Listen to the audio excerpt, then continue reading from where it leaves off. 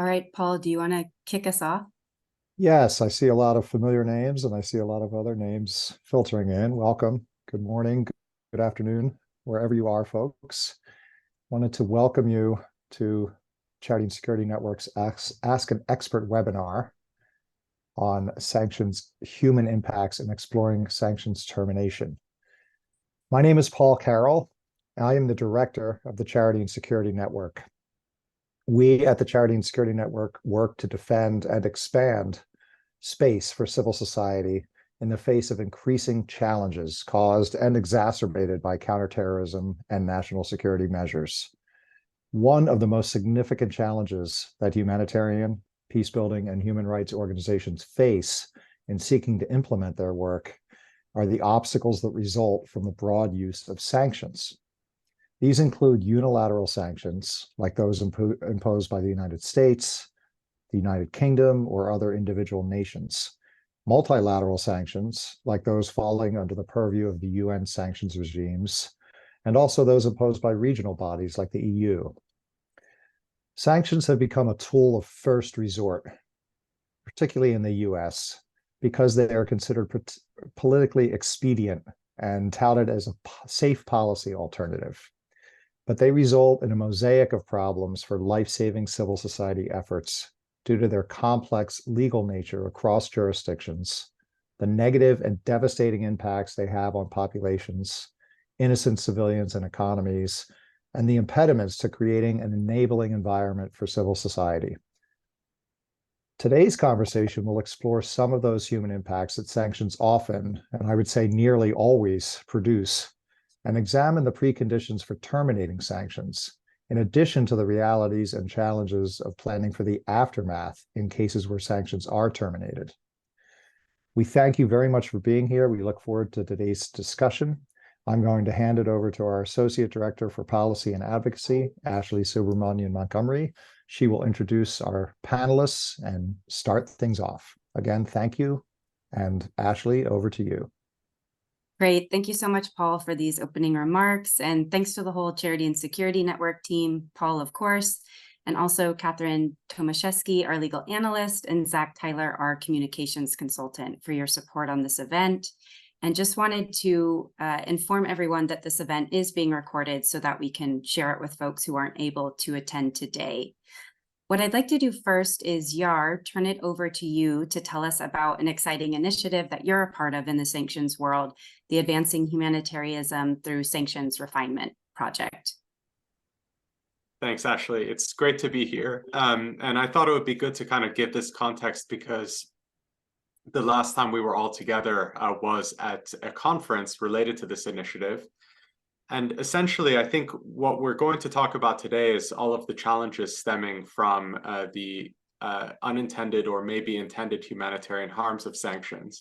But what's been encouraging is that, there has been this really broad effort from both civil society groups, analysts working in the policy space, and even governments in Europe and the US government to try and look at ways that sanctions can be made more effective by, in a sense, making them more humane or trying to mitigate their humanitarian harms. And we were at a conference earlier this year where one of the efforts was to try and come up with a checklist whereby policymakers would be able to assess the impacts of their sanctions, both before their imposition and on an ongoing basis. And as a member of that initiative, I'm pleased to share that it looks like that work is going to continue into the coming year with support from the Government of Canada. So a little bit of optimism to start our conversation, because sometimes talking about sanctions can be a bit pessimistic. But it's been excellent to have Hannah and Francisco and yourself in those conversations, and we can kind of draw on that wisdom in today's webinar. Great. Thank you so much, Yar. It's always exciting to know what initiatives are going on in this space. And just to say, Lisa, we see your question in the chat, and Masuda, we see that your hand is raised. If you don't mind, we're going to hold questions until the end, but then we've tried to leave ample time so that we can get all of those answered. So thanks so much to everyone for being here with us today. Our hope with this first of our 3 panels in our Ask an Expert webinar series is that we can start to challenge and to question some of the predominant narratives around sanctions, They are often phrased as being either an antidote or an alternative to war. But perhaps the question we should be asking is an economic warfare still warfare? A rose by any other name, if you'll allow me to invoke Shakespeare, except this rose may not be smelling quite as sweet. We have heard, as Paul mentioned, from a lot of US policymakers and also others who impose sanctions, that sanctions are a tool of first resort in foreign policy and that they're here to stay. So our hope is that through today's conversation and subsequent conversations that we can start to question this and ask if sanctions should be a go-to tool with such strong staying power. When we think about where the narrative is now on sanctions, especially after Russia's invasion of Ukraine, it's a bit like the exchange in, if you'll indulge me in another pop culture reference, in Jurassic Park, where Dr. Ian Malcolm, a mathematician who specializes in chaos theory, tells the founder of Jurassic Park, your scientists were so preoccupied with whether they could or not, that they didn't stop to think if they should. And so we hope that through these discussions and through all of our work going forward and our future engagement with policymakers, we ourselves can stop and think and ask if we should accept the state of sanctions as they are today. So with this, I'll turn it over to our moderated discussion. And as noted, if you have questions, please feel free to put them in the chat throughout our conversation. And then at the end, feel free to raise your hand or jump in when we get to the Q&A session. So I'm going to quickly introduce each of our panelists, who are all leading sanctions experts and researchers. And we will direct you to the chat where Katie has also put their bios. So first we have Francisco Rodriguez, the founder and director of Oil for Venezuela and a professor at the University of Denver. Next we have Esfandiar Batman-Gelig, who goes by Yar. He's the founder and CEO of Borsam Bazaar Foundation. And finally, we have Hannah Atea, a postdoc at the Paris-Lodron University of Salzburg. So Francisco, I'd like to start with you. Can you give us a bit of a historical overview of sanctions and walk us through how their use has changed over time? Sure. Well, thanks, Ashleigh, for that wonderful introduction. And thanks to you and Paul and the Charity and Security Network for the invitation to discuss this very important and timely topic. Sanctions have a long history, and everybody cites that they go back to ancient Greece. However, as the work of Nicholas Mulder, an economic historian, has highlighted recently, sanctions really became decoupled from military action and therefore became the sanctions that we know of today, roughly after World War I.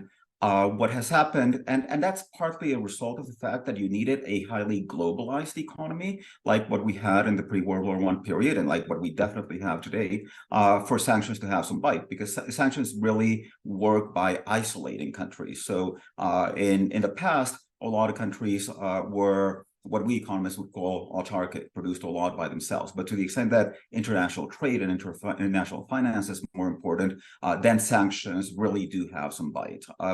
And what has happened in recent years and recent decades is that sanctions, because they're decoupled from military action, that has actually made them easier to use.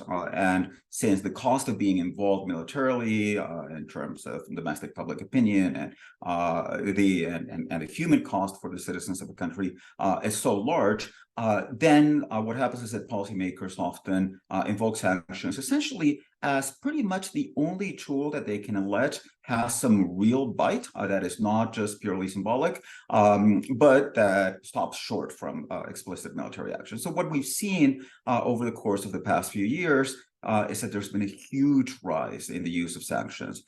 So we have 54 countries right now, according to the Global Sanctions Database.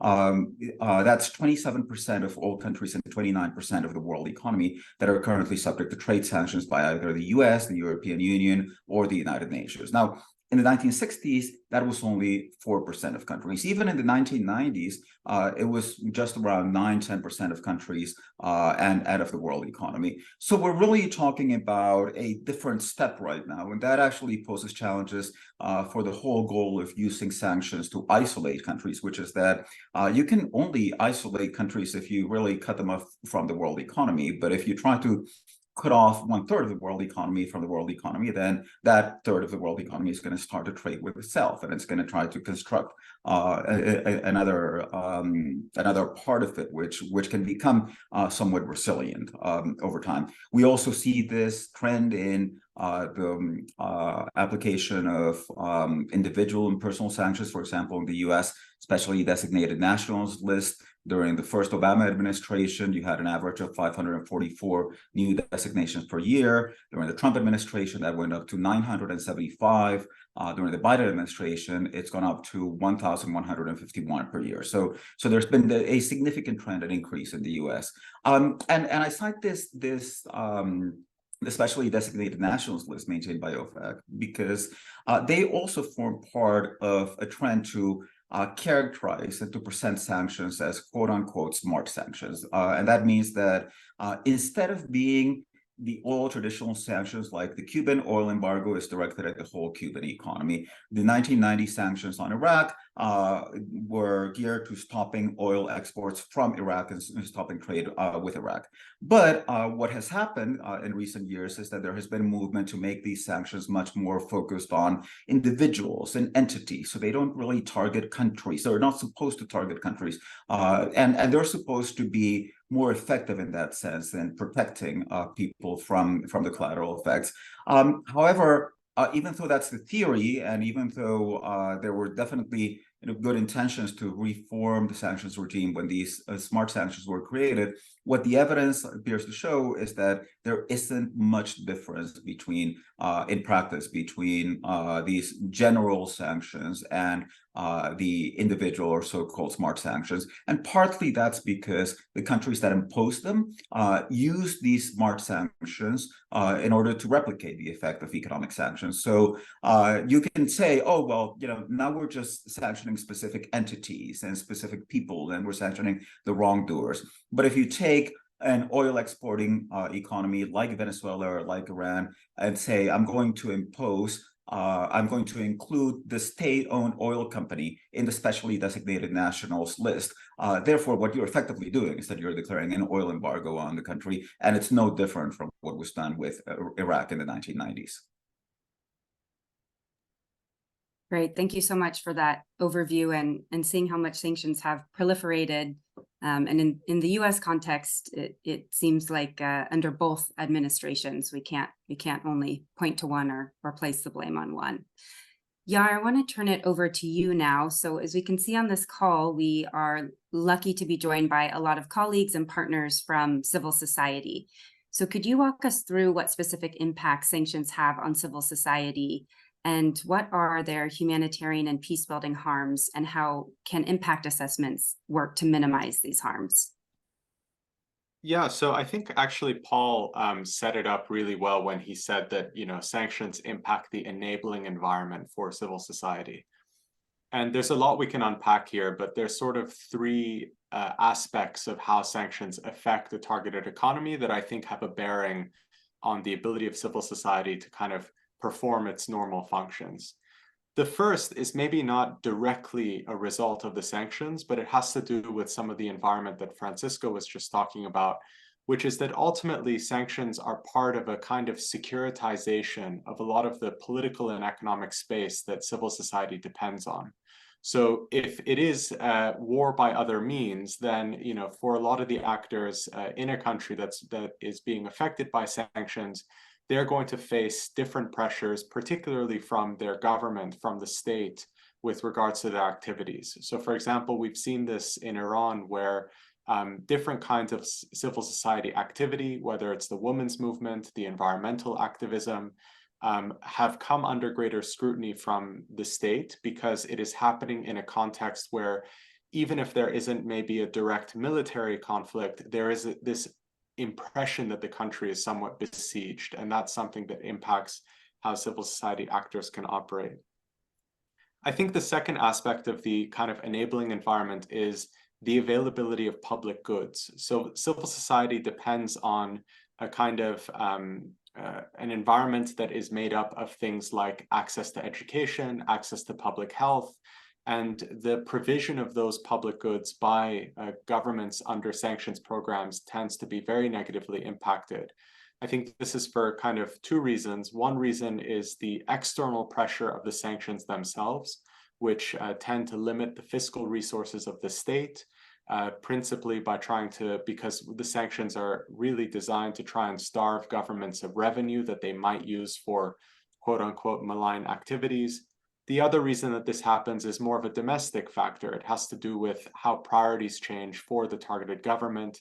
If there is an impression that, there's domestic instability or an external threat, then spending will be prioritized in ways that disadvantage kind of the access of ordinary people to things like education or healthcare.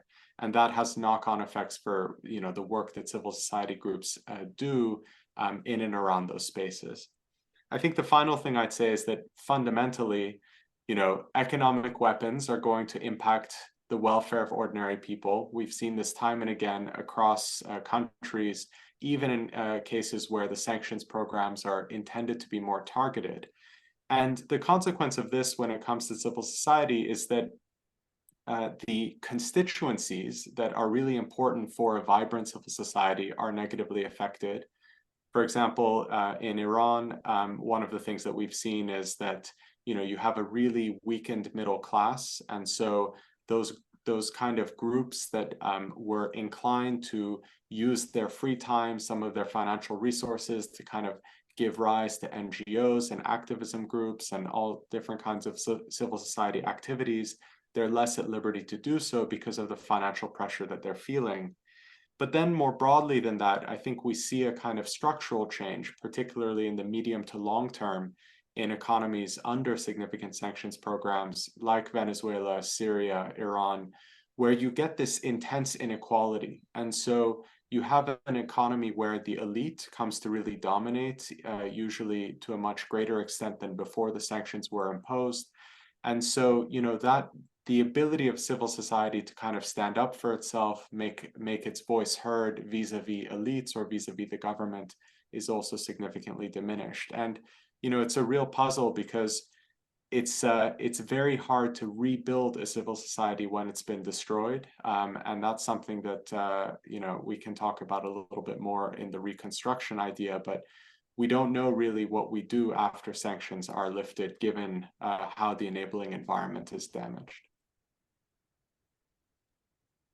Thanks so much, Yar. So yeah, it remains striking how the intended target of sanctions usually, unfortunately, falls on innocent civilians and civil society, despite if that's what the stated intent is or not.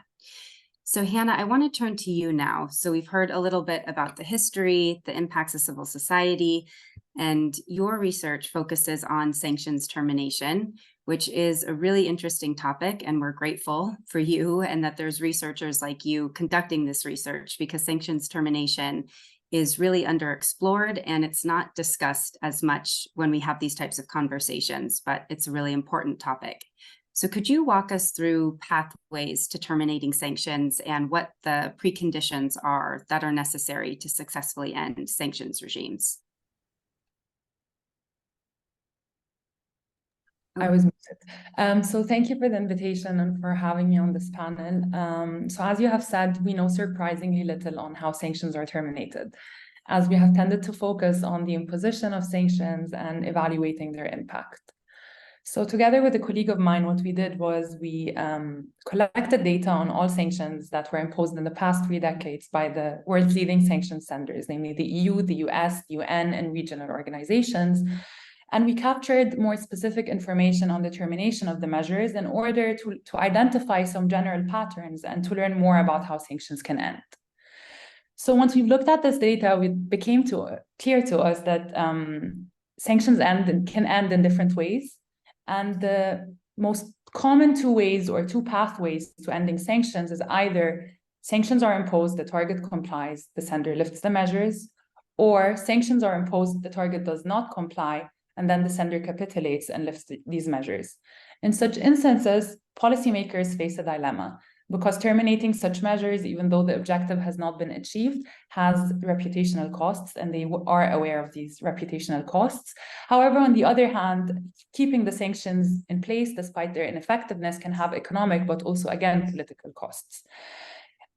What we found out is that decision makers are actually regularly confronted with this decision, as in less than 1/3 of the cases, sanctions targets actually completely comply with the sender's demands. So real-world examples here would be for a pathway of target acquiescence, EU sanctions against Mali in 2012 after the coup d'etat. They suspended aid. The aid was only resumed after the authorities in Mali introduced a roadmap for democracy and stabilization. In contrast, we have examples such as the US sanctions against Egypt that were imposed in 2013 and 17 that were lifted despite absolutely no concession from the Egyptian government. And this is a case of a pathway of sender capitulation. So what we did next was we tried to identify the factors that determine whether we're more likely to observe sanctions being terminated after target acquiescence or the pathway of sender capitulation.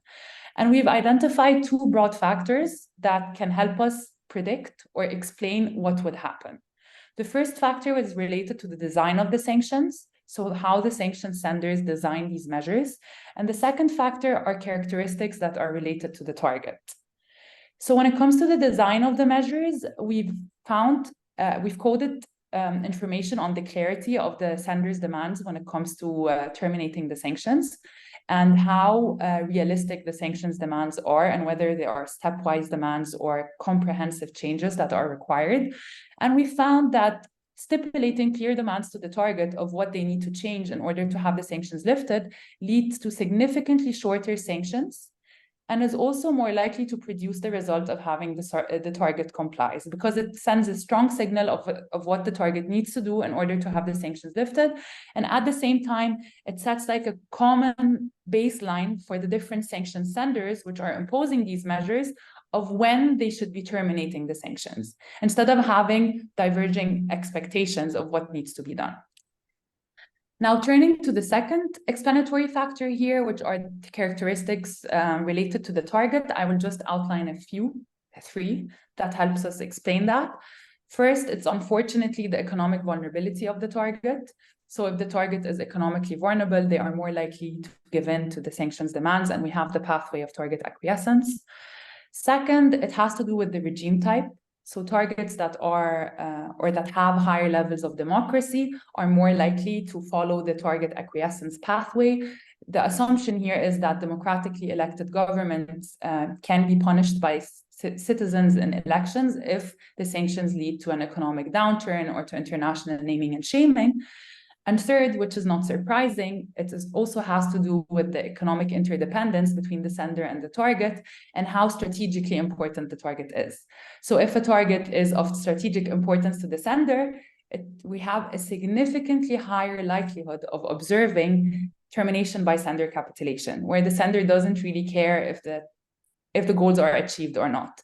And the example of Egypt, which I mentioned earlier, is kind of an example for this pathway. And I mean, this shouldn't come as a surprise, because bias in the decision-making process is not only when it comes to determination, but also when it comes to the imposition of sanctions. Thanks so much, Hannah. So we've got the design and the specifics of what need to be done to have sanctions lifted and what's the timeline. And then on characteristics, the economic vulnerability, the rates of democracy, and the economic interdependence between sender and target. Okay, so Francisco, we're going to turn it back to you. If you could tell us how sanctions impact living conditions and human and economic development, and examples that you can share from your research focused on Afghanistan, Venezuela, Iran, and Russia. Well, by now there are quite a number of studies that have looked at the effects of sanctions on living conditions in target countries. And in recent work that I did with the Center for Economic and Policy Research, which is now forthcoming in the Journal of Economic Studies, we found that of 31 quantitative studies that attempted to provide estimates of the effects of sanctions on living conditions, we found that 30 of them found negative, that is, adverse effects of sanctions negatively impact living conditions. The one remaining study found ambiguous effects, positive for actually one dimension, which was female empowerment, but negative for other dimensions of political rights. Now, this is a quite impressive level of consensus. I would say that it's rare to find an area of economics in which you can find like 97% of studies essentially saying the same thing. I mean, we economists don't tend to agree on just about everything that we can disagree on.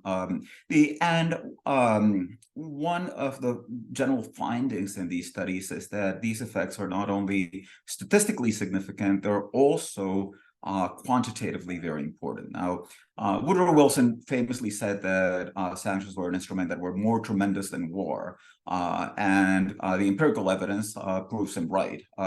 So, for example, a paper by Matthias Neuenkircher, Gutmann, and Florian Neumeyer looks at the effect of sanctions on economic growth, and they find that the cumulative effect of sanctions is causing a decline of 26% per year. Of causing a cumulative decline of 26% over several years in GDP. Now, that is approximately the magnitude of the Great Depression in the US, and it's approximately 5 times the magnitude of what we call the Great Recession, which was the recession that came after a global financial crisis in 2008. We find that there are, to cite other estimates, the effects on life expectancy are of causing decline. Sanctions cause declines of around 1.2 years for women and 1.4 years. 1.2 years for men and 1.4 years for women. That's actually about the equivalent of the effect on global life expectancy of the COVID pandemic. So generally, the array of statistical, econometric, quantitative evidence is very significant, and this is also backed up by the country-level studies that have looked at the effect of sanctions on target countries. I've done a lot of research myself on the case of Venezuela, and it's provided us insight first as to the mechanisms. And the mechanisms tend to be through sanctions affecting foreign trade and affecting government spending. And the reality is that despite the rhetoric, even the most evil totalitarian regimes that you can imagine, they devote a significant amount of their resources to providing basic public goods and services to their population. So if you significantly constrain the resources that governments have access to, and you significantly constrain the resources that the economy has access to, then not surprisingly, you see significant declines in the imports of basic goods and services like food, medicine, and you also see declines in the provision of public services from the public sector. Now, there are a number of quantitative studies looking at this. The one which I think is actually one of the most interesting ones is a study by Satyesh and Mackey that look at the scarcity of medicines in Iran during the sanctions period, and they identified increased shortages for 73 drugs during the sanctions period. Now, what's really interesting about it is that they find that 70 of those drugs in which scarcity increased were under an OFAC license. So in principle, the sanctions didn't apply to them. In principle, OFAC was saying it's okay if you want to import these drugs. The reality is that any type of activity, including importing pharmaceuticals, becomes so complex and so difficult in a sanctioned country that those exceptions end up being essentially meaningless or having little effect. There's another example from the case of the Syrian earthquake recently, when immediately after the earthquake, people started trying to spontaneously collect money to help earthquake victims in Syria. And GoFundMe, actually, when it identified those transactions, it actually stopped them, it halted them, because it was concerned that it would be violating sanctions. And not only did it stop the transactions, but it actually canceled the GoFundMe accounts, closed the GoFundMe accounts of anybody who was trying to collect money for earthquake relief in Syria. Now, that's actually an interesting example because it caused a bit of a public outcry. And then the US published a very expansive set of licenses, which effectively clarified that these transactions were not prohibited. And in principle, this story actually has a happy ending, which is that GoFundMe did authorize those transactions, and it reverted its decision to close accounts of those who were soliciting money for earthquake relief. But that leads us again to asking the question: well, you know, that's Syria under an earthquake that caused that garnered significant public attention because of the very prominent way in which the suffering of Syrians during the earthquake was being featured in the media. But Syria is one of 54 countries that are sanctioned, and no such exceptions regime has been published for the other countries. So what we have to infer is that given that that was necessary in the case of Syria, it should also be necessary for other countries. And except for the very limited case of earthquake relief in the case of Syria, the impediments remain for essentially every single other country that has been sanctioned, at least by the US. Thanks so much, Francisco. I'm just surprised to hear that we found something that economists can agree on, as you mentioned. Indeed. Yeah, and your examples are so evocative that the cumulative impacts are more than war, and that their magnitude equates to things like the Great Depression and the Great Recession and the COVID-19 global pandemic. And also interesting for us to see that the impacts are so cross-cutting that they hit things like fundraising tools like GoFundMe. Okay, Yar, we're going to turn it back to you now. So we hear a lot when we talk about sanctions about their unintended consequences. And given the policy goals that sanctions are often trying to achieve by their design, I want us to talk a little bit about if these consequences are really unintended. So can you share with us what your research says about this, and any ideas you have for language that might be a bit more honest and more useful for us to use around the consequences of sanctions? So this is the kind of perennial challenge of trying to speak to policymakers that are, you know, for very practical reasons, pretty committed to the use of sanctions about the negative humanitarian consequences. You know, we hear time and again, particularly from US policymakers, that to the extent that there are negative humanitarian effects, they are unintended, and that basically the US government is taking steps along the lines of those that Francisco described to try and mitigate those harms, typically by basically creating new kinds of guidance. So it's using language to try and address a lot of these challenges. But, you know, as Francisco described, you know, if a significant sanctions campaign is basically, you know, shrinking an economy by about a quarter in the matter of a few years, it's difficult to imagine that a lot of the negative effects that would follow from that are necessarily unintended. The word that I like to use is to try and put the challenge to policymakers to really own the consequences of these policies, is whether or not the effects are really unexpected. And we have a significant body of research now about sanctions effects and Francisco's paper that's forthcoming is a really excellent contribution in trying to basically put this all in one place that makes it very clear that the negative harms should not be unexpected. And I think the other aspect here is that, setting aside the fact that there is this body of research outside of the halls of government that policymakers can sort of turn to, it ought to be within the actual practice of designing and implementing sanctions that policymakers take it upon themselves to actually try and understand and assess the likely impacts of their measures. And this is really where we've seen unfortunately, very little progress in the last 20 years.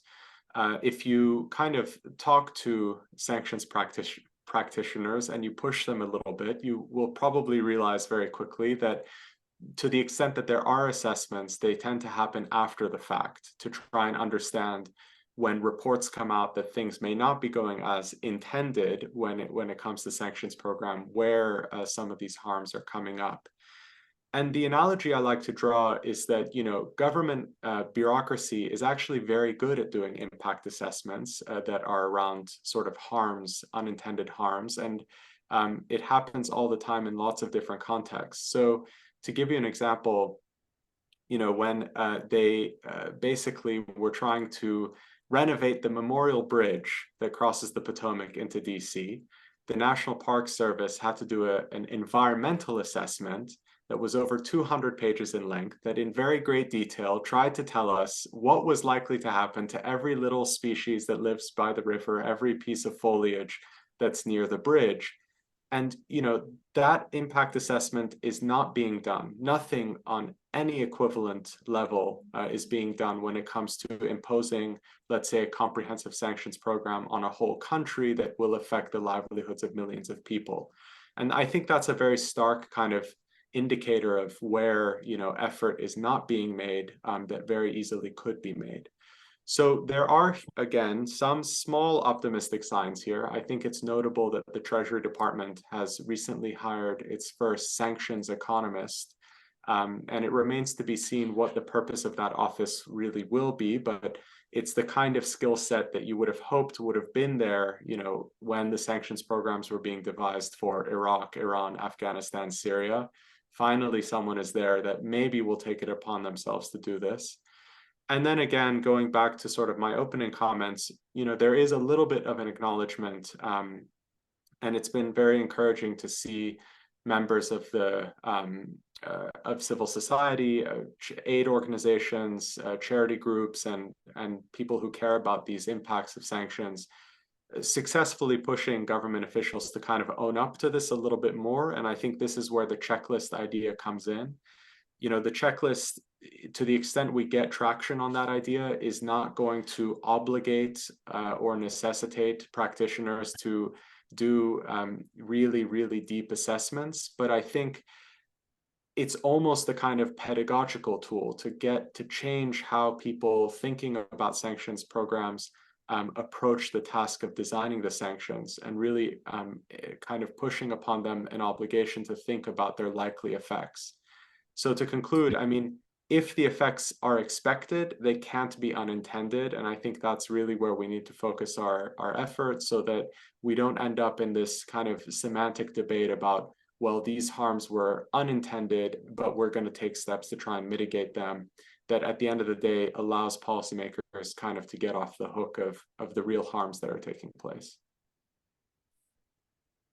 Thanks so much, Yar. I really like how you said that if the impacts are expected, they can't be unintended. And I think many of us share in your hope or want for policymakers to own the impacts of the consequences of the tools that they are designing.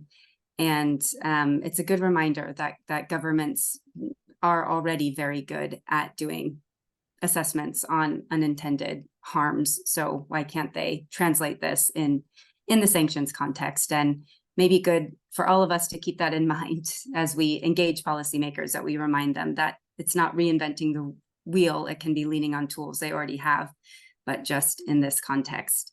One other thing to note that we also were excited, though share, that we wish that Treasury's sanctions economist had been there already, but just to say that engagement with her, I do think we see some promise, and she's shown interest in things like impact assessments for sanctions and really trying to take more holistic looks than we've seen Treasury do so far. So encourage all of us to continue that engagement.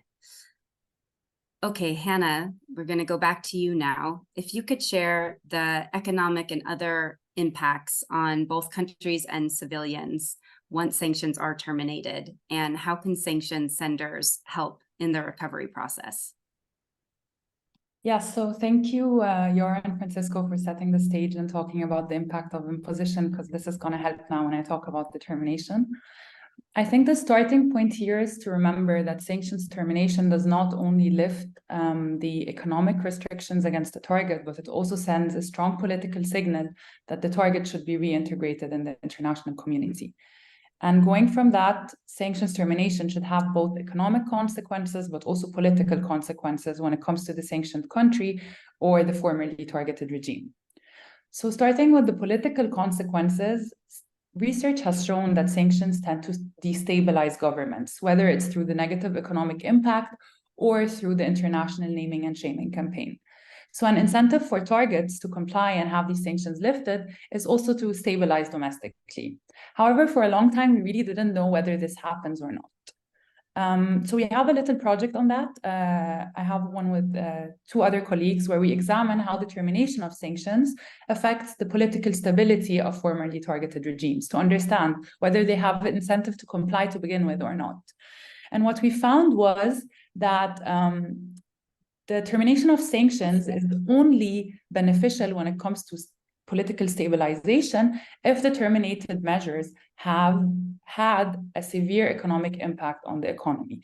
Because only in this case, the economic gains offset the signal of weakness that the target gives by complying with these external demands, which is something that we should keep in mind when we're talking about termination processes. Now, moving on to the economic aspect, many expect that the termination of sanctions would mean that an immediate economic recovery of a target. And here the expectation is that sanctions is like a button that you can push on and off. And once you push it off, the economy will recover on its own and it will pick up and everything will be fine. However, we know from real world cases and from research that this is rarely the case. And I will draw now on works by others to illustrate the economic consequences of termination. So there is an influential study by Carroll that looked at the influence of US financial and economic sanctions, which shows that trade with the target does not recover once these sanctions have been lifted. In fact, imports from the formerly targeted countries remain substantially lower and continue to decline for a prolonged number of years after sanctions have been lifted. So to put it in numbers, imports from former targets decline by up to 70% relative to non-targets for up to 4 years after sanctions have been lifted. And there was a question in the chat already about Sudan, and I actually have an example for Sudan now, so maybe this already answers the question a bit. There is a study by Wang and co-authors on the case of Sudan, and they also tackled this question of economic recovery after sanctions termination. And they show in their research that sanctions has led to a substantial growth of the informal sector, and this is not a surprise. We've seen this for other targets as well, which impair ordinary citizens and empower at the same time illicit interest groups. So these distributional effects persist after sanctions have been removed, which has a social, economic, and political adverse effects when it comes to ordinary citizens. So taking this evidence into account, it becomes clear that economic and political recovery after sanctions termination is not guaranteed, which is something that policymakers need to keep in mind. And I will highlight 4 points now that we should think about. First is we need to think about termination before imposing sanctions, because we need to have an exit strategy in mind and in place. The sanctions need to be designed carefully, as said, through inclusion of clear requirements, realistic goals, or stepwise goals that incentivize the target to move towards concessions for a reward, so to say. Second, taking the political considerations or consequences of termination into account, it may be fruitful to consider offering targets some kind of off-ramps to incentivize them to comply, seeing as stabilization is not guaranteed, so to say. And third, taking the economic consequences into account, merely removing sanctions is not enough. Sanctions have a long-term negative impact, especially if they are comprehensive. This means that sanctions targets cannot recover on their own. From a humanitarian perspective, sanctions senders does have a moral responsibility to aid the former targeted countries to recover. This can be through the provision of humanitarian aid, through the provision of loans, economic policy advice, recovery packages. Maybe Yara and Francisco have also other ideas that they can add to that. So this is something that sanctions senders are responsible for, so to say. And fourth, when we talk about impact assessments of sanctions, we should not stop so we should not only do that for the imposition stage, we should also continue to do that after sanctions have been lifted because the consequences persist. Great, thank you so much, Hannah. So important for the target to be reintegrated in the international community, and then just echoing your 4 main points, so we can all make sure that we have these with us. Exit strategy, thinking about termination before imposition, political considerations and consequences, offering off-ramps for sanctions targets, the fact that merely removing sanctions isn't enough, and that sanctions targets can't recover on their own. So sanctions imposers have this moral responsibility to aid countries that were sanctions targets. And then finally, impact assessments, that these should be done both at the imposition stage and after. Okay, great. So we are now going to do our final round of questions with the panelists. And then after this final round, we will open the floor to questions from the audience, noting the questions in the chat and encouraging others to jump in and ask any questions you may have as well. So Francisco, at this point in the discussion, from everything we've heard, I think it's a good time if you could walk us through the efficacy and the effectiveness of sanctions. We've talked about it a little bit, but if you could elaborate more on, do they work, do they not? And is this even the right question to be asking? Thanks for the question, and I want to use it as an opportunity to talk about Russia sanctions. And I'm actually going to take my cue from another economist who wrote a very prescient article that was published in Newsweek shortly after the US imposed sanctions following Russian soldiers' unprovoked invasion of its neighboring country. And this economist wrote, "The resort to economic sanctions is a confession of impotence, crafted primarily for domestic consumption to reassure the public. It will have little or no influence on the Russians." As I said, this article was published in Newsweek shortly after the US decision to impose sanctions after Russian soldiers marched into Afghanistan in 1980. The article was written by Milton Friedman. So basically, the way that we economists think about the imposition of sanctions, and a lot of us take our cue from Friedman's thinking, is to see sanctions as restrictions on the functioning of markets. And one of the things that happens is that we know that markets try to find their way around regulations, particularly if there isn't an entity that can strongly enforce them, and there is no entity that can strongly enforce most sanctions at the global level. So, for example, if we think about the more recent sanctions on Russia after its invasion of Ukraine, not Afghanistan, then what we've seen recently is, well, first of all, President Biden famously tweeted right after the imposition of sanctions that sanctions had just reduced the Russian ruble to rubble. And it turns out that right after he tweeted, the Russian ruble started recovering, and the Russian ruble actually ended up at a stronger level than before the imposition of sanctions. And partly this was because of the recovery in oil markets. But then beginning this year, at the start of this year, the sanctioning countries said, well, okay, what are we going to do? Because sanctions don't really seem to be putting a dent in the Russian economy, or at least Russia's growing faster than Europe. So what are we going to do? So they come up with the idea of saying, well, let's impose a cap on trading of Russian oil. Let's impose a $60 cap, and let's use our power to regulate shipping companies, essentially because there is a duopoly of insurance markets between the US and the UK for global shipping, and most ships, most tankers basically can't enter ports unless they have insurance that's issued by a US or a European company. So let's use that leverage in order to make sure that the Russians don't sell oil above $60.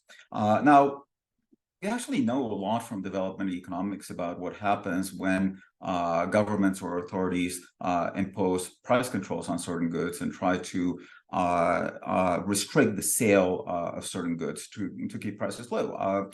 We know that generates scarcity. We know that the goods continue to have value. In fact, because of their scarcity, they may end up having higher value. And we know that people will want to get those goods. And in fact, if you have somebody, if what you've just created is a regime where you're obligating the Russians to sell oil at $60, well, why wouldn't anybody want to get their hands on $60 oil, which is effectively what we've seen happen. This mechanism was identified by another economist, Anne Kruger, in a 1974 article called The Political Economy of the Rent-Seeking Society, where she said, well, if you control things and you create scarcity of them, then you're going to create rents, and then you're going to create competition for those rents. So effectively what we've seen is that although the Russians do appear to be nominally selling their oil for $60, the people who are buying that oil, when that oil reaches, say, Indian markets, it's actually being purchased at market prices. That means that intermediaries are pocketing the rent. And we don't yet have good knowledge. And of course, this is part of a dark economy, so we can't clearly identify the intermediaries, but it doesn't take a genius to know that the Russian government is going to start to take advantage of that, just like Saddam Hussein did through the Oil for Food program in the 1990s, in order to make sure that those rents actually get to the intermediaries that they want to favor. And the other topic that I want to mention has to do with we've been talking about both unintended and unexpected consequences in terms of the human impact. And the thing is that, despite some very some really excellent research like the work that Hannah is doing, we still know relatively little and have relatively limited ability to predict the impact of sanctions. And that's because essentially sanctions are trying to function by affecting domestic political decisions. And domestic political decisions are very complex, and they tend to vary from country to country, depending on the political setting, the political system. So this is one place where one-size-fits-all approach is extremely difficult to implement. And the reality is that most of the times, and let me be very blunt, the people who are designing the sanctions in Washington, in Brussels, in New York, if we're thinking about the UN, don't really have a clue about how the politics of the countries where they're imposing sanctions work. And this is as true now as it was in the time at which after Woodrow Wilson had that whole campaign to arm the League of Nations with the ability to enforce sanctions. What we saw, what we've seen since that period, since the first, and here we kind of come full circle in terms of the history.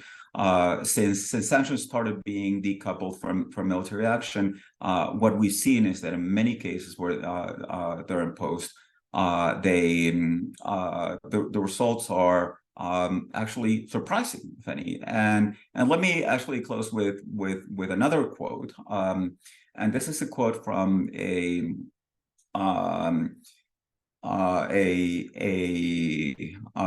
political leader of a Western country in 1935. And this leader at that time said, all bridges with Germany are broken. If she wishes to cooperate for the peace of Europe, so much the better. Otherwise, we will crush her, for in the future, we stand completely on the side of the Western powers. Now, I want you to pause for a minute and think about who could have said this in 1935 about Germany.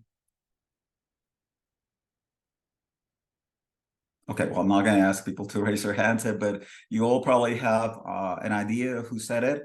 It was actually Benito Mussolini in a letter to the Italian consul in Munich.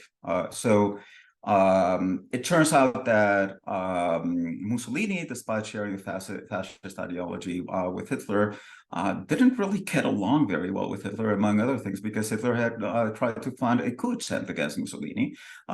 So up until the moment at which the League of Nations imposed sanctions on Italy because of Mussolini's invasion of Ethiopia, Mussolini was actually quite well in the Western camp. Well, it turns out that after that decision, he essentially went over to the other camp where he found support. And what I want to bring home with this example is again to stress the point that since we know very little about the workings of domestic politics on the countries in which sanctions are imposed, and we have a very limited capacity to predict the reactions of how will countries react to their economic activities being curtailed in terms of the political dynamics that occurs within these, then there often we tend to see what can end up being very gross miscalculations. And Italy is one example of that. And we have several other examples of that from a more contemporary period. Thanks so much, Francisco. Okay, well, you heard it here from leading experts and researchers. When we ask about whether or not sanctions work, there's a lot of evidence showing that they don't. And I think your point about policymakers not having a clue about the domestic context of the countries they're imposing sanctions on is a really important one. And it sort of cross-cuts all issues of if you're trying to work on anything in a country and you don't understand the context, you're sort of dooming yourself to fail from the start. Yar, we're going to go back to you now. If you could walk us through what your research has shown about transitioning from sanctions relief to reconstruction, focusing a bit of highlights from Iran and Syria.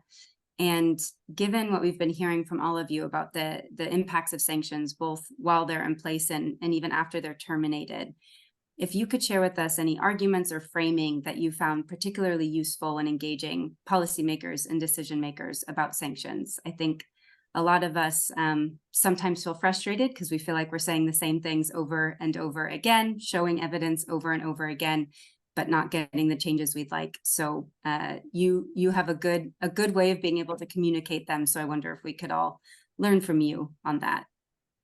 Well, I was going to say that I think actually the aid and charity community has been maybe more successful in advocating than a lot of us looking at these things from more kind of diplomacy policy side. The recent general license that came through, I guess at the end of last year, connected to the UN Security Council resolution is an excellent example of that. And I think that deserves, everyone should pat themselves on the back that we've had at least one victory on this kind of long process of trying to reform sanctions and get them to a better place. But to go back to your question, I mean, I think actually Francisco again set this up really well, because he talked about the fact that sanctions are ultimately something that influences domestic decision making, and that the unpredictability of the effects of sanctions stems from the fact that you have all of these domestic actors who are responding to the sanctions in ways that vary a lot by local context. And typically when we have that conversation, we're actually thinking about like government policy. So what are the ways in which a government like the government of Iran or Syria might respond to sanctions pressure? And then how does their response basically filter or determine the kinds of effects that we see for ordinary people from an economic, social, political perspective? But there is actually another aspect to this as well, which I think is fairly overlooked, is that we often think about sanctions as a government policy imposed by the sender that influences the government policy of the receiving country. But in a lot of ways, the adaptations that really matter in a sanctioned economy are not those that arise from government policy. They are actually those that arise from the basically behaviors of firms, households, and individuals who face a new economic reality and then basically are trying to adapt to that reality. And so at our foundation, we've done a lot of research looking at this question in the context of Iran, and it's something that in the last year has become a real research focus, because we want to push back on the idea that the extent to which Iran has demonstrated economic resilience in the face of sanctions is really a top-down phenomenon, that the government is taking steps that has basically inoculated the economy from some of the sanctions pressure. What we see is that there is some evidence that, yes, the government maybe took some steps, leveraging state resources, mobilizing state enterprises to try and kind of shield the country from some of the sanctions pressure. But a lot of the economic resilience really actually reflects this idea that you have, let's say in a country like Iran, around 25 million households, and those households don't just wake up one day, realize that sanctions have been imposed on their country, and then give up, basically. That they don't just stop trying to maintain their livelihoods or continue to kind of live their life by being economically productive, socially engaged, and maybe even politically active. And so this is something that I think is important, because what we find is that the ways in which economies adapt to sanctions in the medium to long term, which is increasingly important because we're talking about sanctions programs now that have been in place for decades. I mean, it used to be that kind of Cuba and North Korea were the countries where you've had these really long sanctions programs. I mean, Iran has been under kind of the strongest sanctions program ever devised now for over a decade. It's difficult to imagine when you might get, a sanctions program like the one on Syria significantly rolled back, given the political impasse. And of course, when it comes to Russia, we're at the very beginning of a new story that, again, may take a couple decades to kind of take its course. And so in the medium to long term, I think what we're dealing with is the fact that the adaptations that we see from non-governmental players, so firms and households, I think being the key units to look at, can in many ways actually make it more difficult to talk about the circumstances of sanctions recovery when in fact you lift sanctions. So to make this more concrete, I think in the Syria and Iran context, there's sort of two phenomena that are important to look at. One is a very obvious one. If you, for example, significantly weakened the middle class, and you have changed the incentive structure around the kinds of work that people are willing to do, the kinds of investments they're willing to make in their own betterment or development. So we see things like households, cutting back on their education spending for their children because they can't prioritize that, they can't afford it.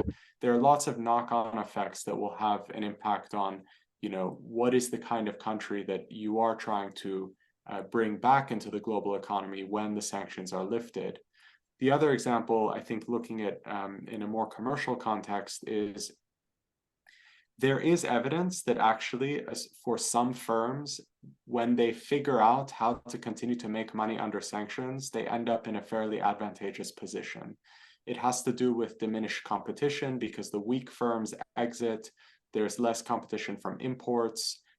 There's a greater ability to kind of generate, to have market power, where firms end up in a position where, they may be able to actually be more aggressive in how they price goods in the market.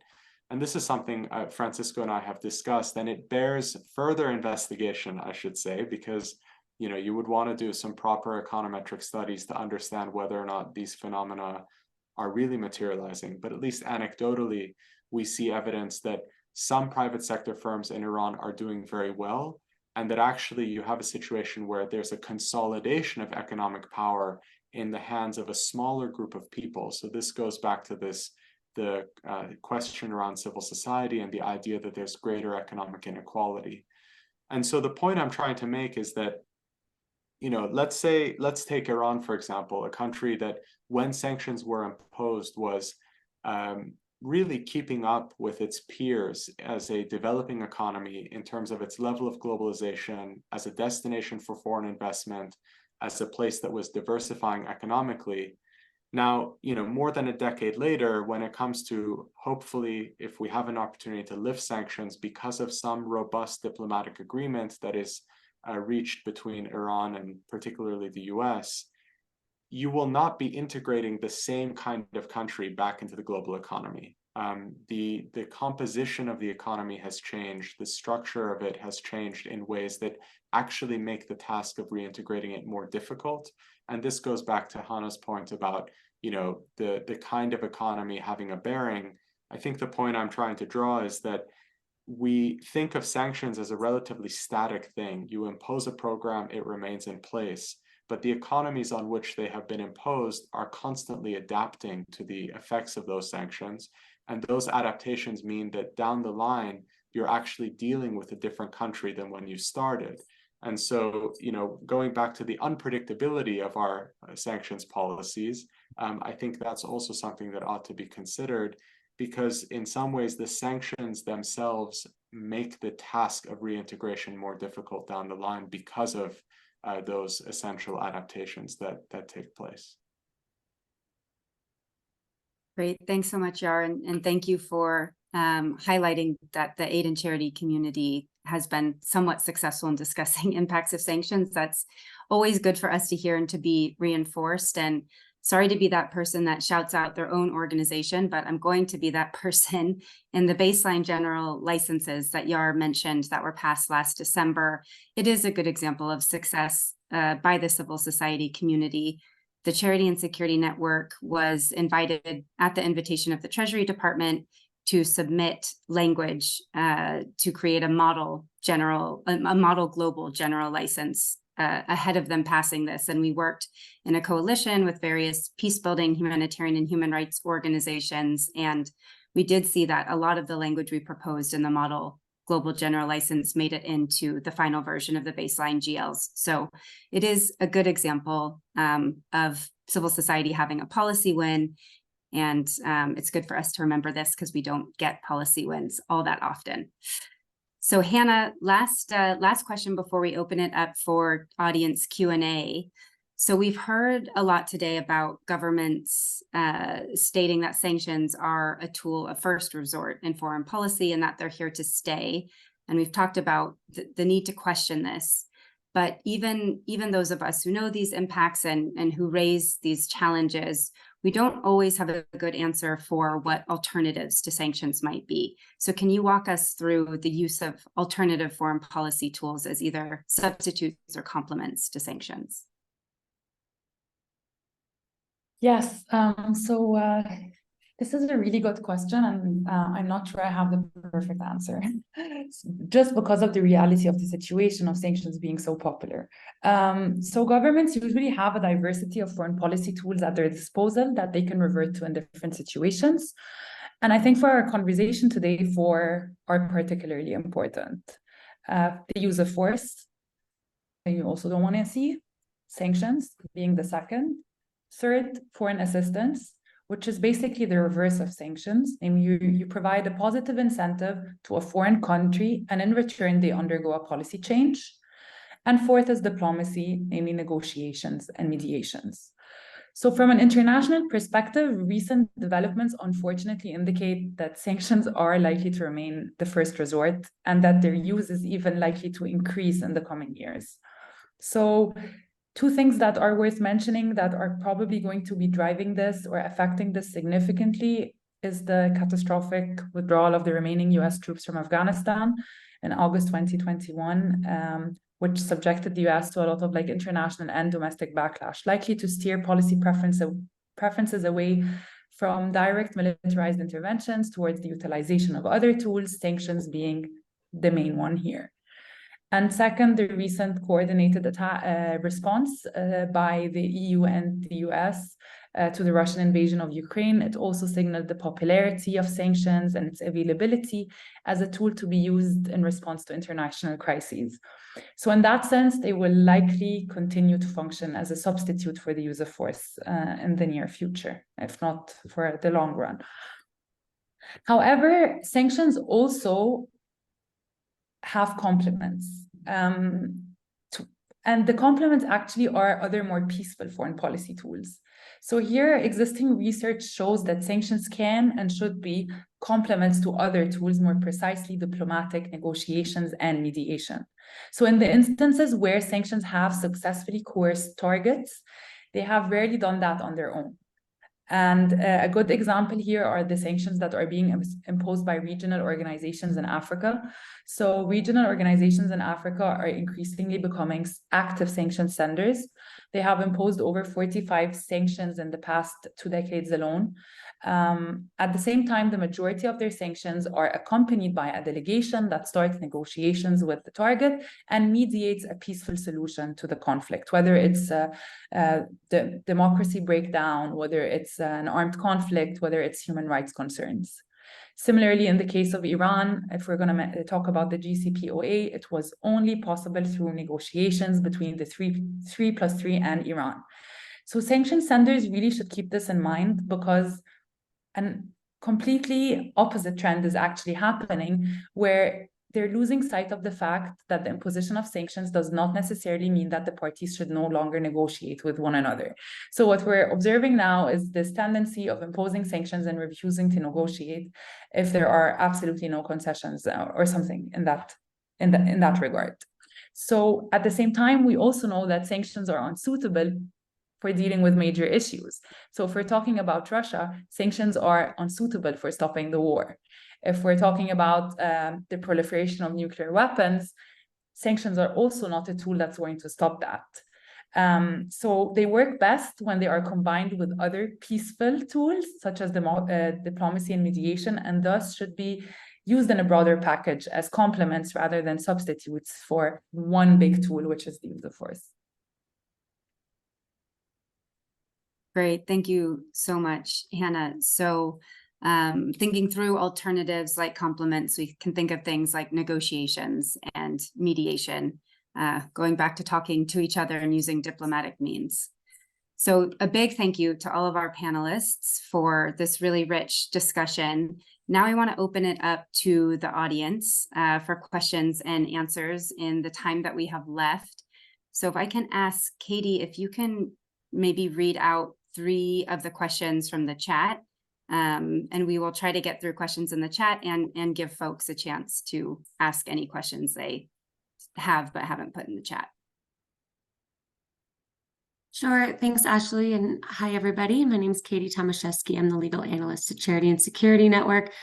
We had a lot of great questions come in, so I'm going to do my best to group them so we can answer them all with the time we have left.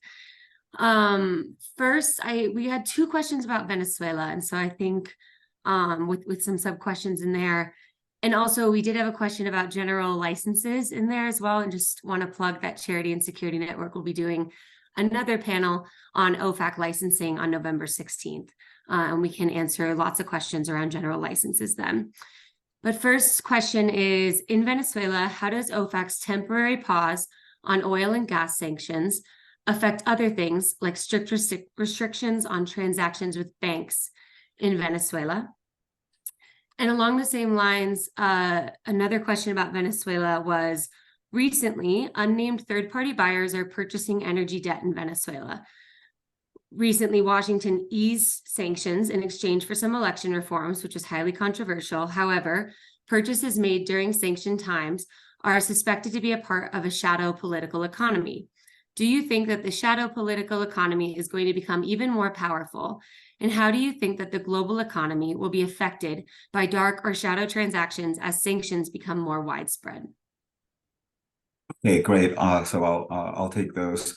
So Venezuela might become a very interesting example and case study for sanctions termination. And by the way, I was thinking, Hannah, we need to talk about this because and just to give everybody the context, the U.S. actually appears to have made a major shift in its sanctions strategy, and it significantly lifted sanctions on Venezuela just a few days ago. And in principle, the letter of the new regulation essentially allows Venezuela to sell oil in the US. Now, there are a lot of quirks there. One of them is that the government of Nicolás Maduro does not have the ability to manage bank accounts in the U.S. nor to represent Venezuela in any sense, either financially or legally or commercially, because the recognized government is well, let's say it's complicated, but it's definitely not Maduro. The U.S. in 2019 recognized legislator Juan Guaido. Juan Guaido, then some other groups in his party put an end to Juan Guaido's interim presidency, and after that, the U.S. formally recognizes the National Assembly elected, opposition-dominated National Assembly elected in 2015 as the representative of Venezuela's government. But the bottom line is that there's no way for Maduro's PDVSA to open a bank account in the U.S. and any wire going to or trying to go to Maduro's PDVSA can be immediately seized by the opposition's PDVSA. So, but let's suppose that we get around all of those issues, and let's suppose that this does effectively end in a significant easing. What's going to be the effect on that in terms of NGO activities? Well, I would say it's probably too early to tell yet, but I'm not very optimistic that activities of NGOs will become easier, because the way in which Venezuela sanctions have worked, and in that sense, it might be different from other termination, other cases of termination, at least in similar contexts. The way in which sanctions in Venezuela have worked is that they've come together with the attempt for perfectly well-justified reasons to make any type of interaction with the Maduro government toxic, and to very strongly signal that the Maduro government is a criminal enterprise, and that therefore anybody who does business with them does so at their own risk. So as long as this signaling doesn't change, I think that financial entities are going to be very cautious about doing anything related to Venezuela. Something that I'd like to point to, which occurs not only in the case of Venezuela. It's very interesting how the U.S., together with sanctions policy in recent years, has started to use FinCEN directives. FinCEN is the Financial Crimes Enforcement Network. So basically, what the U.S. did in 2017 was that it issued a directive by FinCEN that went to all of the compliance officers of financial institutions affiliated to the U.S. financial system, and basically said, any transaction coming from Venezuela, you have to automatically read it with red flags because it is suspect of money laundering and criminal activities. Now, it turns out that the U.S. has not just done this with Venezuela. Whenever it so it looked at the case of similar FinCEN directives, and they all occur in the case of sanctions regimes being either imposed or significantly tightened.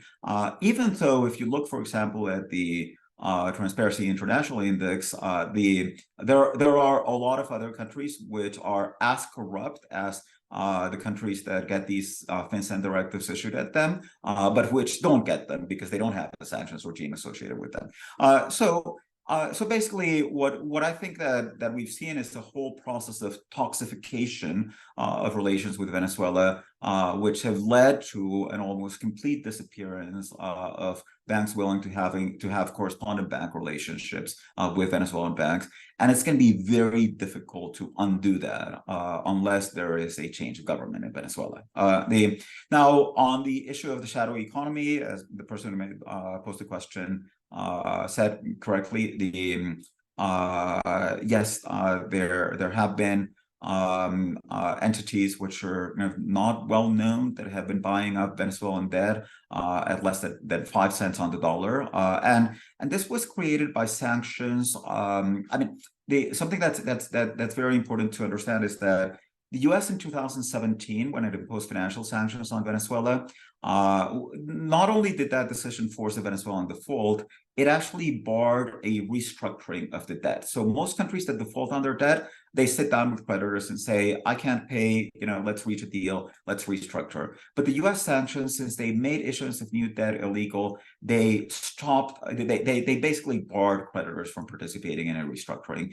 So you have what's a very unusual default that has lasted 6 years. It's driven the price of debt down to near zero levels. But then on top of that, the US in 2019 imposed a restriction where it said, if you're a US bondholder, you cannot sell your Venezuelan debt to another US creditor, but you can sell it, you can divest from it to non-US creditors. So basically what this did was create the incentive for actors that are not regulated by the US to buy Venezuelan debt, to scoop up Venezuelan debt. And the person who posed the question is completely right. I mean, now we have kind of this shadow economy. And some of these actors are actors that the US has relatively little leverage on them. And even if sanctions are not lifted, these are creditors that can go to the Venezuelan government and say, okay, we want to exchange this debt, say, for investments in the oil industry. And the more outside of regular channels that these actors are, the harder it is for the US, even through secondary sanctions, to enforce them. Now, I wanted to take my time to actually tackle one of the other questions very rapidly, which is a question Francisco, on... yeah, Yep. sorry, Okay. sorry to interrupt. No, we want to get to the other questions. Okay. So maybe you can include that in as we answer the next round, if that's I will do that. okay. Okay. Thank you. Katie, back to you. Thank you, Francisco. The next questions we have, I'm going to group in 3. So first, we have a question: can broad-based sanctions ever be humane? Will a checklist realistically be able to accomplish this? The second question is, what are the impacts of sanctions on individuals wishing to provide aid, either financial or through commodities, to the population in Gaza? Very relevant question due to recent current events. And finally, a question about where the population is calling for sanctions in their own country. So Burma, Myanmar, and South Africa are unique cases where the democratic leaders of the country had overwhelming support for the population. These leaders and parties called for the imposition of sanctions in their own country. Are there differences on the impact of sanctions on civilians in these cases? Given the success in South Africa and Burma/Myanmar in the 2010 decade of partial democracy, are these sanctions cases justified? And maybe since we're getting to time, we can also ask the panelists, as you answer these questions, if you could just share with us one key takeaway or one thing that you hope we all remember from this discussion as part of your answer as well.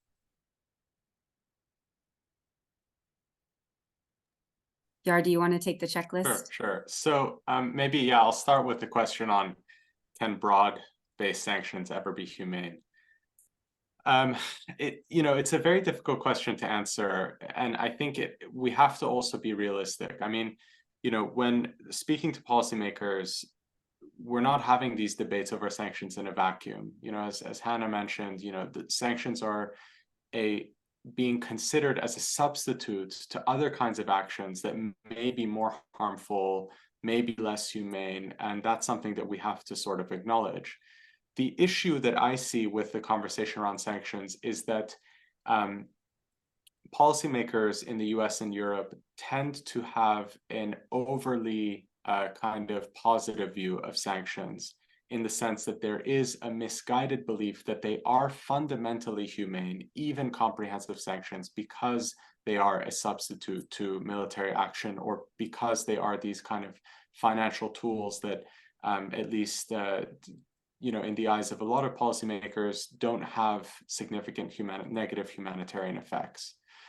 Now, this actually relates to the other question around what happens in cases where people in a country are calling for sanctions to be imposed on part or the whole of their government as part of a democracy movement or as part of some other kind of political campaign.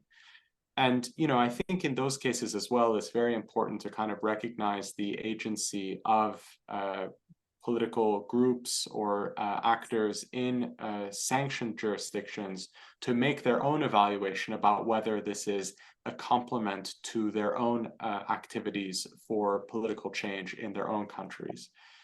We've had these debates in the Iranian diaspora and among Iranians in Iran over the last kind of year following in particular, the Women Life Freedom movement.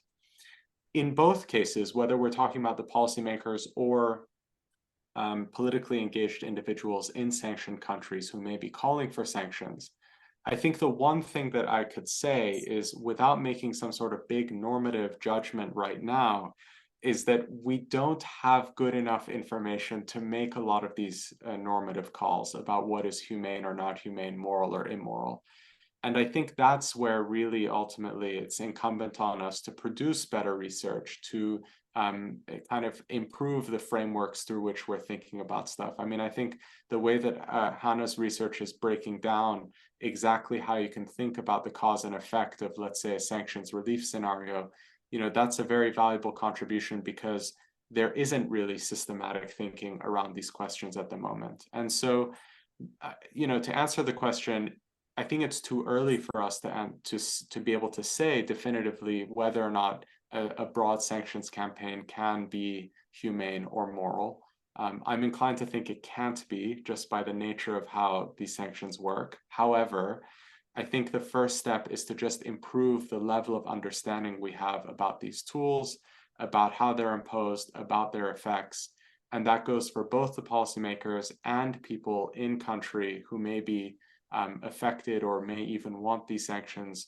And then we can have a more kind of well-informed debate where we're actually talking about what is likely to be, again, the expected outcomes of these policies, given all the unpredictability that's inherent.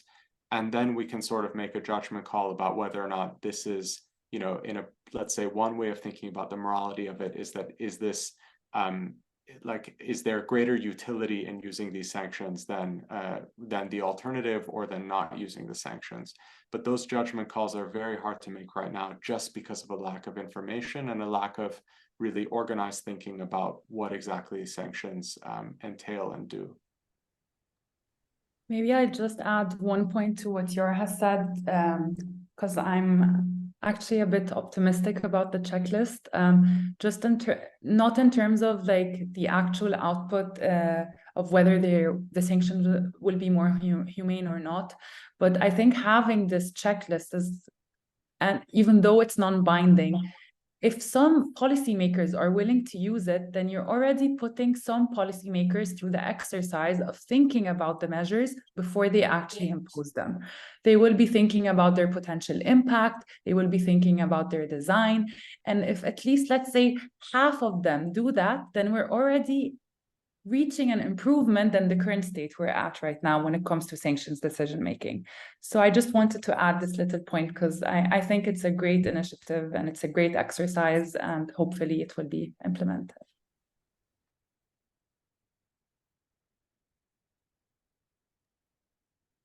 Yes, sorry. I wanted to tackle the question on South Africa and Myanmar, and particularly on South Africa, because South Africa is like this really interesting case where sanctions appear to have worked well. They appear to have gone together with a democratic transition. They actually had very broad support among the opposition and apparently among the population. So what makes this case different? I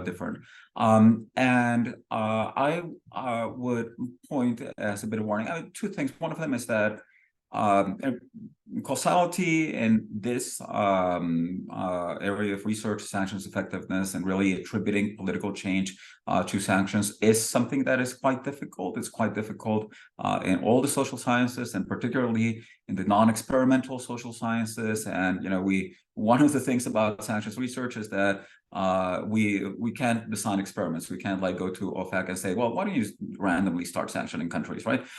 So that makes what we call identification very difficult. But I would want to point out that even if we assume that political change was generated by sanctions in South Africa, or that sanctions contributed to it, South Africa had a very peculiar economy.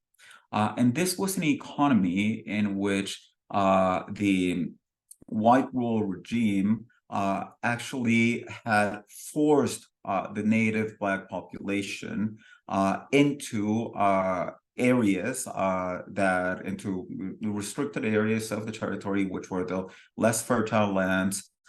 So essentially, so as to ensure that they would have an abundant supply of very low wage labor. And what that means is that the South African labor market was really a dual labor market, where you had these workers that came from these areas that were called Bantustans, and they worked in menial jobs and very low wages. And that restriction of supply actually allowed high wages for white workers, and it allowed high profits for white-owned firms.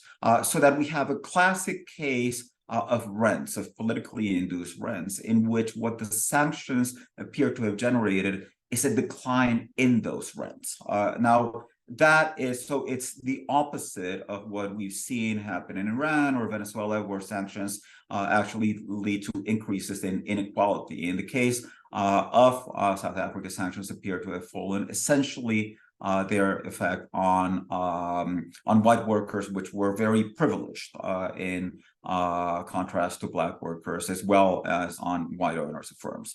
In closing, I just like to echo Yar's and Hannah's comments in terms of the importance of research on the effect of sanctions, and the fact that we're bringing the discussion that the U.S. Government is now thinking about doing impact assessments, and probably, well, presumably is going to start doing them, the discussion about the checklist, and also the possibility that these impact assessments might become a broader requirement. That, I think, has the potential to transform this debate, because what we've seen up until now is that policymakers of countries that impose sanctions have not, regrettably, been willing to engage in a serious debate about the effect of sanctions. And we can see that the standard talking points by policymakers of these governments is that whenever the adverse effects, the humanitarian effects of sanctions are raised, there's almost a template of response, which is to say, oh, the suffering of people in country X is not the fault of sanctions. It is the fault of their leader, Mr. Y. So, you know, this can be Venezuela with Maduro, this could be Iran with Khomeini, this can be anybody, but and in the 1990s it was Iraq with Saddam Hussein, and that is essentially from an intellectual standpoint, that is an extremely weak response, because it's really shifting the question. Essentially, it's what we call a straw man argument, in which, if you're trying to have a discussion about the effect of sanctions, and they're responding to another argument which nobody has made, which is about the overall responsibility of the crisis or of the suffering, and they're essentially implicitly characterizing the response of anybody who criticizes or who points to negative effects of sanctions as trying to exculpate the regime, which is not. It's essentially an important research and normative question about what harm sanctions are generating. Now, that response of saying, oh, you know, no, you can't, you shouldn't blame sanctions, you should be blaming the regime, is not the type of response that would pass regular or even standard academic scrutiny. It's not the type of thing that any self-respecting academic would say at a seminar. And I think that once we're able to move this discussion into a discussion of facts, of evidence, of rigorous arguments, then we're really going to be able to focus both on the effects of sanctions and on what can be done if there is some use to this tool. And I am among the persons that believe that there is use to this tool if it's well designed. Then what is it that needs to be done in order to design it so that the people whom we want to protect are not the ones who are bearing the brunt of the impact? Great, thank you so much. And thank you to all three of you for your answers. So normally when we're over time, I would force us to wrap up, but I'm going to take moderator's prerogative. And because of what's happening right now in Gaza, I do want to see if we can answer that question on the impacts of sanctions on individuals wishing to provide aid, either through financial or through commodities to the population in Gaza. Also noting that in addition to sanctions, the material support statute is also causing impediments here because Hamas is designated as a foreign terrorist organization, or FTO, and thus the material support statute says you cannot engage anyone with this designation. So noting that's also an issue, but if any of the panelists can take a crack at that question, given its timeliness and importance right now, and then I promise we will wrap up.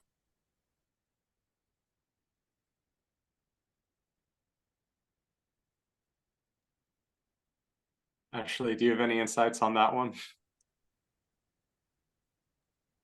I actually don't have any insights on that one. I don't know if someone else has.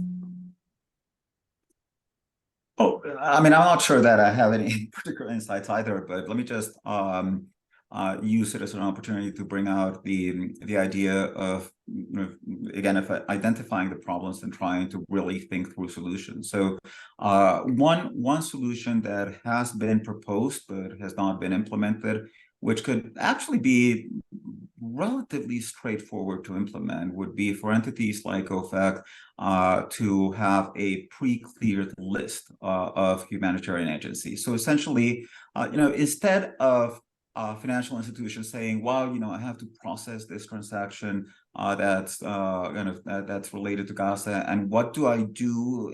And because the way that compliance officers think about this is, gosh, if I make a mistake here, then we could get fined like billions, actually, and I'm not exaggerating when I say the word billions. We could get fined billions of dollars by Treasury, because all that Treasury has to do then is to say, well, you guys didn't really have good. You weren't really doing your due diligence because you didn't really know who you were transacting with, and it's incredibly difficult for a bank. I mean, the problem is not being able to check whether an entity is in the OFAC list. That's the simple part. The hard part is when you have a transaction in which somebody that you have no information on is involved. How can you really tell for sure that that person is not a proxy for a sanctioned entity, for like Hamas? It's virtually impossible to do. So that's why banks, when faced with that situation, tend to say, okay, well, I'm just better not get involved. But if we had a list that banks could look at where they say, okay, well, these entities are pre-cleared, so Treasury has already told me that it's okay to do work with them, then I think that would incredibly facilitate things. And then, Treasury, I'm not saying that you should give this blanket authorization for any entities, because then you could start asking, well, what happens if whatever the entity that was pre-cleared is then kind of bought up by Hamas cronies? Well, but then you can that's where Treasury should come in and essentially monitor and supervise what's happening to these entities. And what I think that if the problem is what we call over-compliance, which I think is a bit of a misnomer, because it suggests that banks are just they're exaggerating it, that it's their fault that they're doing more than what they should. And banks are just, and financial institutions are just essentially kind of responding to incentives. The incentives are created by very punitive regulations. So if that's the problem, then why don't we shift some of the responsibility for monitoring and due diligence and identifying who you should be doing transactions with and not doing transactions with to the government, to the regulatory agency, so that instead of banks saying, God, do I really have to figure out whether this person, and by the way, I've worked at financial institutions, And I can tell you how due diligence works. The compliance officer does a Google search, essentially, and looks at the names and see if they appear on Google. That is the quality of information that they can provide. How else in the world are they expected to find out whether a certain person or entity has a link with a terrorist organization or sanction entity? So let's shift back that function, which is that of identify who are the potential wrongdoers, back to the government, which is where it should always have been, and just let financial institutions kind of do their job of making financial transactions easier for everybody, except for those that the government that has access to the public information and to the requisite intelligence can tell them that they shouldn't do business with. Thanks, Francisco. Hannah, I see you're off mute. Was there anything else, Hannah or Yar, you wanted to add to this? No. Okay, no, I was thanks. just thinking about because I think the problem is whether the donations or the support is actually going to reach the people in Gaza. And I think because if you would be donating to a cleared entity that's outside, let's say based in another country, and then the aid has to cross through the border. And the problem is that there are a very limited number of trucks that are allowed to go in. So I think this complicates this idea of support more. So I really don't have a good solution for this, but Francisco's solution is already a really good one. If we have a cleared list of entities that we know have no direct links to any terrorist organization, and this doesn't only apply now in the case of Gaza, I think it applies for other sanctions cases as well, then it would make it easier to send money or make any transactions. Great, thank you so much. And I think this idea is one we've discussed, certainly in the US multi-stakeholder working group dialogue that brings financial institutions and banks and the civil society community and government actors together to try and address some of these solutions. So thanks to everyone who stayed on with us this long. A really big thank you to our panelists. Really appreciate you taking the time with us today and for the rich discussions, and hope we can take all of the learnings that you shared with us forward as we continue to work on and through these issues. Thank you so much. Thanks for having us. Thank you very much. Bye-bye.